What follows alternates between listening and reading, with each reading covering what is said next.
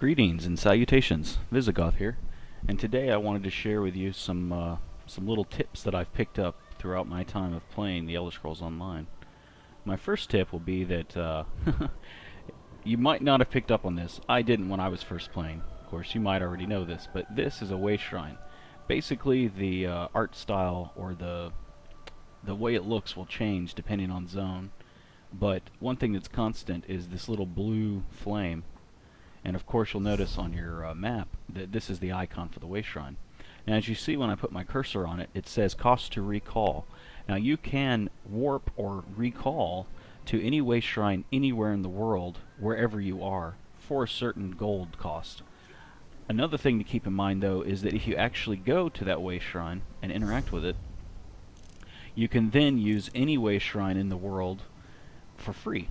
You can go anywhere you want to and it doesn't cost you a thing.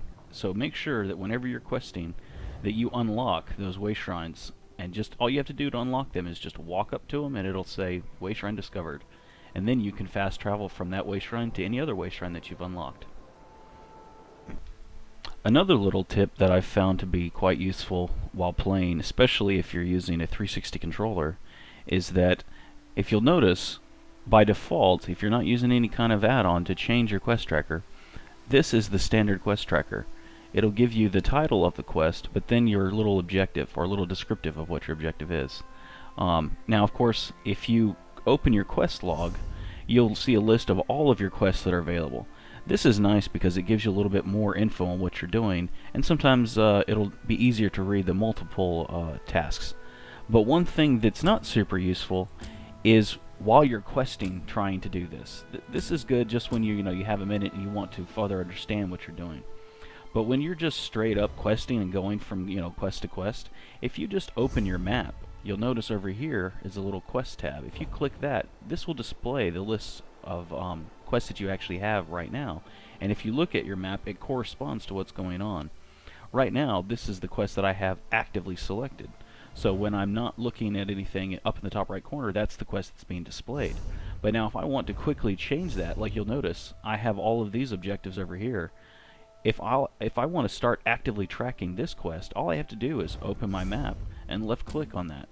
And you see it's switched. Now this is highlighted. So unactive quests are black. As a matter of fact, quests that you can pick up that you don't quite have yet will show up in black once you get within a certain range of them on your map and also on your compass. But I just thought that was a helpful little thing. I'm constantly opening my map and switching objectives while I'm questing, because sometimes quests will overlap. You'll notice like here, this is a big area, like I'm supposed to do something within this area, but then there's also these main objectives, like I have to come here and gather this, and this, and this. Sometimes there'll be an overlap where within this area, there will be another quest objective that will be like this, black, and this kind of like arrow, like right here in the middle. So even though I was tracking this, if I just open my map and click on that new quest, I'll also be able to track that, and I tend to switch back and forth constantly while I'm questing. I found that it allows me to flow during my gameplay a lot better. Another little tip or suggestion that I have for you is you should go check out my video on add-ons that I run. They're absolutely indispensable. I love them. They make gaming so much more enjoyable. But one of the add-ons is Sky Shards. As you'll notice here, this is telling me that there's a Sky Shard here. If you don't have this add-on, that won't display. But one thing that you can find useful is that when you see almost a bluish or white pillar of light, that's letting you know, hey, there's a Sky Shard here. So as you notice, as you approach, oh, there's the Sky Shard. And of course when you interact, this is just kind of the standard animation. Now you want to make sure that you're not getting attacked while you're doing this, because it can cancel it. So if you did get caught by some NPCs, make sure that once you kill them you go back and check that you did get it, because sometimes it'll finish the animation and you'll think that you got it, but you didn't actually get credit for it. Another tip that I find useful is doesn't necessarily impact gameplay in the sense of what you're actually doing, but it makes gameplay much more enjoyable for me and more immersive. If you actually go to your settings and go to audio, adjusting your audio settings just right for your personal preference makes a huge difference on your gameplay. As you'll notice, my master volume is actually at 60. That's just because I'm recording. Usually I run my master volume at 100, just because it makes sense. But you'll notice music I tend to set to 25. That's just, you know, it's there, it's enjoyable, but it's not too overpowering. It tends to be just kind of a polite background. And then if you actually go down to ambience, you'll notice I set my ambience volume to 100%. Hearing things like rustling of the leaves or birds chirping or water, you know, rushing down a river, it makes a huge difference on your immersion while you're playing. Same thing with your effects volume. You don't necessarily need to hear that splashy particle effect, you know, that crackles, and I mean, it's nice, but it doesn't need to overpower everything. So I tend to set that to 30. Same thing with footsteps volume. It's nice to hear the footsteps of your character. It does add a subconscious immersion effect, like when you change from walking on grass to stone, you'll hear an audio difference. But it doesn't need to be overpowering, so I tend to set that to 30. That's, you know, personal preference. And dialogue volume. Now, I love being able to walk through a city and hear NPCs' conversations. So every once in a while, you'll hear something that's quite entertaining that you weren't expecting. So I tend to set that to 100.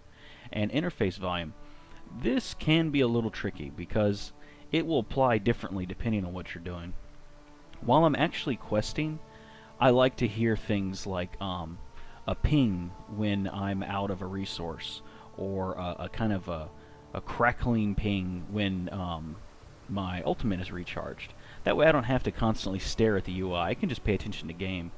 And then when I hear a sound, it's like, oh, this is telling me that I'm out of stamina, or this is telling me that I'm out of magicka, or it's telling me that the target's too far for me to cast this specific skill. I kind of like that. But it does have an offset to that. When you go to do things like crafting or selling things to a merchant, it does make those sounds a little too loud. But at that point, I tend to just kind of turn my volume down instead of going in and actually changing the volume settings. I don't know. If you find it useful, I'm happy. For me, it makes a huge difference on my gameplay.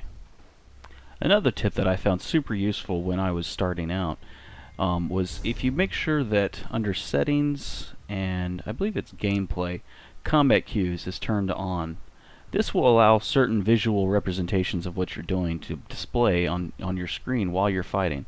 It really helps you learn the basics of your combat mechanics. I'll show you in just a second what it does. Basically, whenever you get something that you can do, like cancel a cast attack like that, you'll see it pops up. It tells me if I hold my left, or if I hold my right mouse button, or whatever you've got your cursor, your controller set up to do, and then bash, it will interrupt that skill. Now, as you're learning mechanics, that's very useful, because I mean, it'll be other things like you need to block this attack that's coming to you, and then you just block. You know, when you're first learning, that's helpful. As you level up and you get used to it and you really get comfortable with combat, you can just go ahead and turn that off, and then you don't have to worry about it displaying anymore. But at lower levels, it's helpful. Another good tip is once you really get used to combat and the gameplay, and you finally turn off tutorials, you'll notice that you no longer get the like hold left mouse button and right click to bash, and hold right mouse button to block, and things like that. Then you just want to start paying attention to the actual mobs, and they'll give you indications of what they're going to do. Like, let's see what he does. Oh, you see the red? That means that you can cancel his thing. And see the little swirly above his head? That means you can exploit and knock him on his butt if you do it fast enough. And basically, let's see if we can get one of them to do a charge attack against me. Usually spellcasters don't do charged attacks. They usually do the red ones, which is the spell that you can cancel. Here, let's see if we can do that again. Come on, do something. There you go. I can cancel that, and then I can exploit it. And knock him on his butt. It's just, I don't know. It allows you to get a little bit more gameplay out of your build, a little bit more strength, and it's also a little fun. Here, now melee guys, a lot of times they'll do a heavy attack against you, and you can block that, and it'll be gold rays above their heads. There we go, like that. And I can block, and now I can exploit his, because he's stunned himself by hitting me when I'm blocked. It's just useful to have. Now, another useful thing that's worth pointing out is sometimes you'll get quest objectives that are just like these large area, you have to do something within this area, but you don't necessarily get directed to what you need to do exactly. If you just kind of look around quickly, sometimes you'll notice, oh, look at that, there's a little objective. You just go over to it and That's what you need to do. It really makes going through these things a breeze, because if you just sprint around quickly, you can kind of scan the whole area and see what you need to do. Another thing that's very useful to know, and it's not necessarily apparent to everyone, is that sometimes you'll get quest objectives, and you'll notice on the compass it's telling me where to go. And in this specific instance, you can actually see it down here. But sometimes you'll be on multiple level buildings, or even in a cave, or on top of the ground, and the objective will be in a cave. If you actually just rotate your camera so that that icon matches up to the center of your screen, it'll tell you if it's below or above you. And that just kind of makes it a little easier sometimes to find things.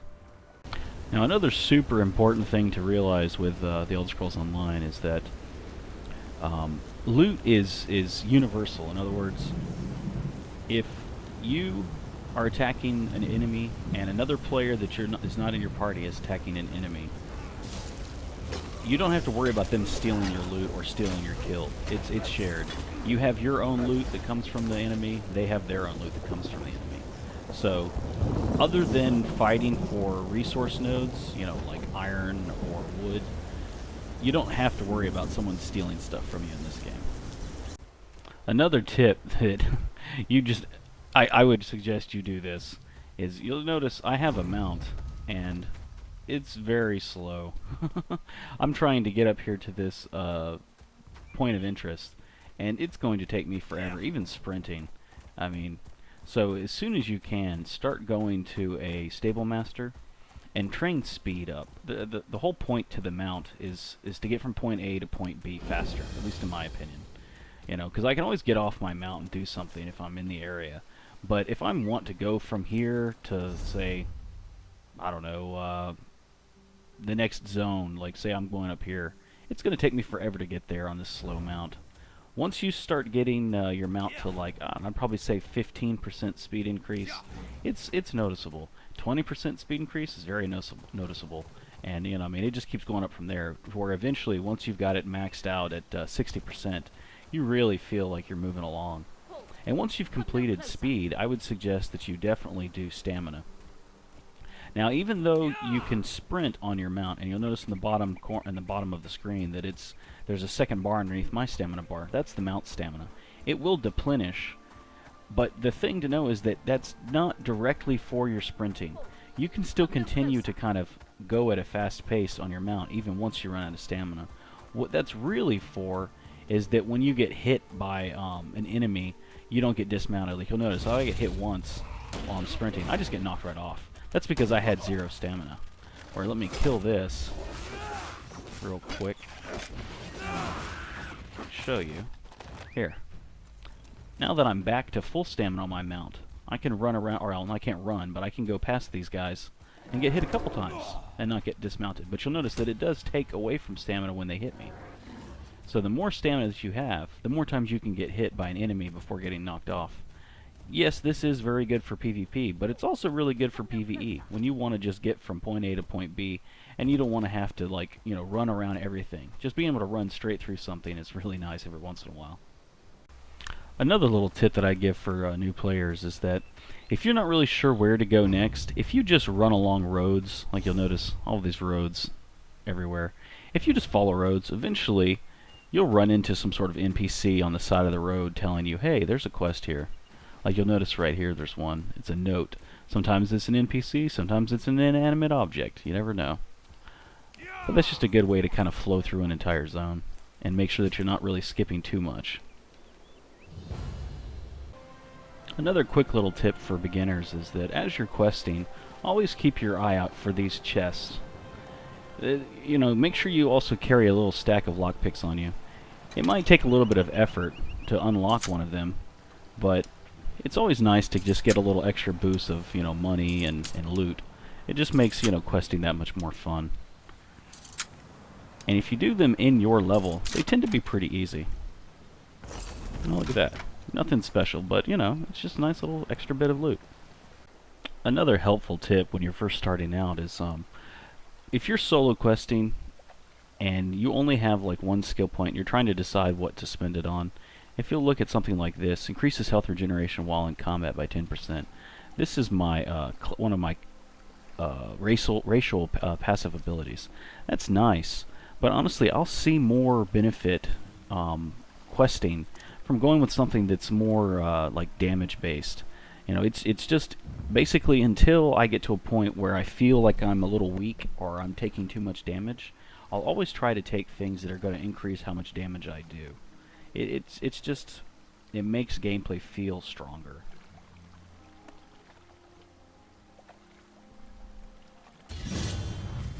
Another tip for new beginners is when you're first starting out, you literally just made your character and enter the game. If you go through the tutorial, once you've completed the tutorial and you end up in your main city, make sure that you go to the Fighters Guild and join the Fighters Guild, and also go to the Mages Guild and join the Mages Guild.